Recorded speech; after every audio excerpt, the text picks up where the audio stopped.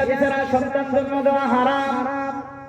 মাদ্রাসার শিক্ষা যদি না থাকতো তাহলে একজন মানুষও জানতো নি যে বিয়া শাদী ছাড়া সন্তান জন্ম দেওয়া হারাম। জানতো নি? না জানলে কি হইতো? ইহুদি খ্রিস্টানদের দেশের মতো হইতো। আজকে আপনি চলে যান, সেখানে গিয়া দেখবেন ইহুদি খ্রিস্টানদের দেশে বিয়া ছাড়া সন্তান জন্ম দেওয়া হারাম নয়, তাদের আইনে সেটা বৈধ। এই জন্যই 60-70% মেয়েরা বিয়া শাদীর আগেই সন্তানের মা হয়ে যায়। এই সন্তান গুনার রেজিস্ট্রেশন করা হয় বাবার নামে নয়, মায়ের নামে। বার্থ সার্টিফিকেটও বাপের নাম নাই, মার নাম আছে। কারণ কি? এই বাচ্চা তার বাপ কেডা জন্ম দূরের কথা, বাচ্চা যেই মার পেটের থেকে হইছে এই মাই জানি না তার জামাই কেডা। কারণ এই মহিলা একদিন এক পুরুষের সাথে রাত্রে সময় কাটাইছে জঙ্গল, আরেকদিন আরেক পুরুষকে লইয়া সময় কাটাইছে ক্লাবে, আরেকদিন আরেক পুরুষ লইয়া সময় কাটাইছে হোটেলে, আরেকদিন আরেক পুরুষ লইয়া সময় কাটাইছে আপনার পার্কে, আরেকদিন আরেক পুরুষকে লইয়া সময় কাটাইছে আপনার রাস্তাঘাটে। কোন দিন কোন পুরুষের মাধ্যমে তার পেটের মধ্যে সন্তান আসলো, শিশু সন্তান জানবে দূরের কথা, তার মায়ও জানে না। এই জন্য অফিসাররা খুব পালা বলছে, সন্তান কার এটা আমি জানি না, তবে তোর পেটের থেকে যেহেতু হইছে তুই সন্তানের বাপ, তুই সন্তানের মা। কোরআনের টাচ না লাগলে দেখছেন কি হয়?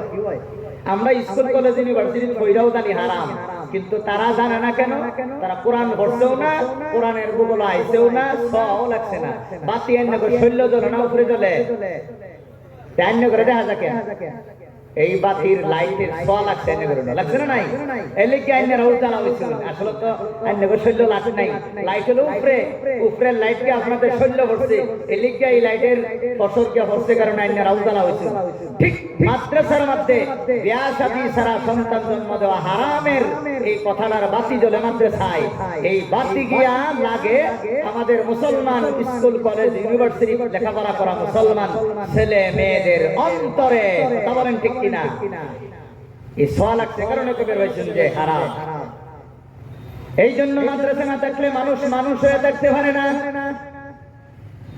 কিছু মানুষ আছে না নাই, বিয়া শাদী ছাড়া গার্লফ্রেন্ড আর বয়ফ্রেন্ড লয়ে ঘুরে।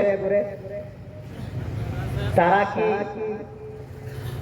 বিয়া শাদী ছাড়া গোড়াগাড়ি করা কি মানুষের গুণ না জানোয়ারের গুণ? কোন কোন? এক কুকুরের নির্দিষ্ট কোন কুকুরনি আসেনি, এক কুকুরনির নির্দিষ্ট কোন কুকুর আসেনি, এক হাড়ের নির্দিষ্ট কোন গায়ে আসেনি, এক গায়ের নির্দিষ্ট কোন হাড় আসেনি। তাহলে বিয়া শাদী ছাড়াই তারা যেভাবে চলে, কিছু যুবক ভাইয়েরা বর্তমানে এই রোগে আক্রান্ত। বিয়া শাদী ছাড়াই গেই পছন্দ হয়েছে, 1-2-80 মাধ্যমে সম্পর্ক, ইজাব কবুলের মধ্যে না, 80 আর নিটকানির মাধ্যমে সম্পর্ক হয়ে গেছে। ওহন এই যে সম্পর্ক যে হইল, আসলে তো এদের ভিতর থেকে বাতি জ্বলতো না, আগুন জ্বলবো। শুনুন, এই যে বাতিটা জ্বলতেছে তার মধ্যে একটা পজিটিভ আর একটা নেগেটিভ আধান আছে না নাই? কই আছে না নাই? এখন যে মেইন তারের থেকে যে এই তারটা আনছে, তারে রেখি কাপড় সারাই আনছে না কাপড় ভিন্দাই আনছে? পজিটিভ আর নেগেটিভের দুজনের গায়ে কাপড় আছে না নাই? কভার আছে না নাই? এই কভার দিয়া সেট করে আইন না হলদার লাগানির ঘরে আগুন জ্বলছে না বাতি জ্বলছে? বাতি জ্বলছে। অহন যদি এই মেইন তার দুইটা যদি এক লগে জোড়া লাগাইয়া দেওয়া হয়, অহন কোন বাতি জ্বলবো না আগুন জ্বলবো? কি জ্বলবো? আগুন জ্বলবো। তা ঠিক বিয়া শাদী হওয়ার পরে, ইসলামিক মতে বিয়া শাদী হওয়ার পরে যদি স্বামী স্ত্রী ঘরে থাকে তাহলে ঘরে বাতি জ্বলবো, অনেক সন্তান হইব।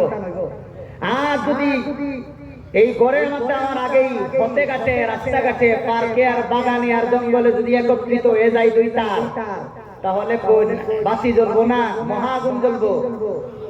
অহন সমাজের মধ্যে কিছু কিছু জায়গায় না, প্রায় সব জায়গায় বাতি জ্বলে না আগুন জ্বলে। লেখাপড়া করবার গিয়ে আর ক্লাসে যায় না, আগুন জ্বালানি ব্যস্ত হয়ে যায়। শীতের দিন তো খারাপ হইতেছ। অহন কোন এই যে বিয়া শাদী ছাড়া সন্তান জন্ম দেওয়া হারাম কথাটা একমাত্র মাদ্রাসার কিতাবে আছে। এই জন্য মাদ্রাসা যতদিন থাকবে ততদিন আমরা মানুষের মতো জন্ম হব। মাদ্রাসা যেদিন বন্ধ হবে, স্কুলের সিলেবাসে এই কথা নাই। আমাদের মুসলমানের ঘরে জন্ম নেওয়া এই ছেলেরা যখন মাদ্রাসা থাকবে না, শুধু স্কুলের মধ্যে লেখাপড়া করবে, তখন তারা একটাও আর বিয়া করবে না, ব্যক্তি বিয়া ছাড়া সন্তান জন্ম দেবে। তখন আর মানুষ থাকবে না, জানোয়ার হইব। অহন কই, অহন এই মাদ্রাসার অবদান মনে কই নাই না আছে। আমার বাবা, আমার ভাইয়েরা, রাসূল কি জন্য দুনিয়ার মধ্যে এসেছিলেন? আল্লাহ রাব্বুল আলামিন ইব্রাহিম আলাইহিস সালাম দোয়া করেছেন, রব্বানা ওয়া বা'আথ ফীহিম রাসূলাম মিনহুম ইয়াতলু আলাইহিম আয়াতিক। ও গো দয়ার আল্লাহ, তুমি পৃথিবীর মধ্যে আমার বংশ ইসমাঈল আলাইহিস সালামের বংশের মধ্যে এমন একজন নবী পাঠাও, যেই নবী সর্বপ্রথম তোমার আয়াত তেলাওয়াত করবে। সর্বপ্রথম কি করবে বলেন? সর্বপ্রথম তোমার আয়াত তেলাওয়াত করবে। আয়াত মানে কি? কোরআনের আয়াত। কোরআনের আয়াত শিক্ষা দিবে, কোরআনের আয়াত পড়াবে।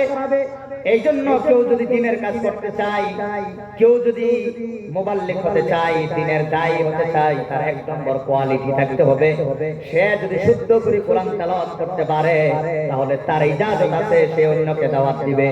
যদি শুদ্ধ করে কোরআন তেলাওয়াত করতে পারে না, তাহলে সে কোনোদিন নবীর মিশনের দাওয়াত দিতে পারে না। কারণ কোরআন শুদ্ধ করে না বললে আর কোরআন থাকে না, অন্য কিছু হয়ে যায়। উদাহরণ দেই, আল্লাহ সূরা ইখলাসের মধ্যে বলছেন, কুল হুয়াল্লাহু আহাদ। হে নবী, তুমি বলে দাও আল্লাহ একজন। ওহন যদি কেউ কুল বড় কাফের জায়গা যদি কুল হুয়াল্লাহু আহাদ পড়ে, তাহলে কি হইব? কুল হুয়াল্লাহু আহাদ পড়ার অর্থ হইল, নবী তুমি খাও, আমি একজন। আল্লাহ কয় কও, আমি কইলাম খাও।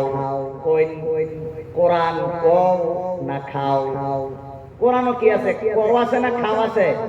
আছে কও। আমি যে খাও কইলাম, তাহলে এটা কোরআন রইলো, আল্লাহর কথা রইলো না আমার কথা হইলো? তাহলে যে এতটুকু পার্থক্য করতে পারে না, হ্যাঁ দ্বীনের দাওয়াত কিভাবে দিব? এই জন্য সহি শুদ্ধ কোরআন তেলাওয়াত যার নাই, সে দ্বীনের দাওয়াত দিতে পারবে না। এখন বলেন, সহি শুদ্ধ ভাবে, একমাত্র সহি শুদ্ধ ভাবে কোরআন শিক্ষা দেওয়া হয় এলপি স্কুল না শুধুমাত্র মাদ্রাসায়? বলেন, একমাত্র মাদ্রাসায় সহি শুদ্ধ ভাবে কোরআন শিক্ষা দেওয়া হয়।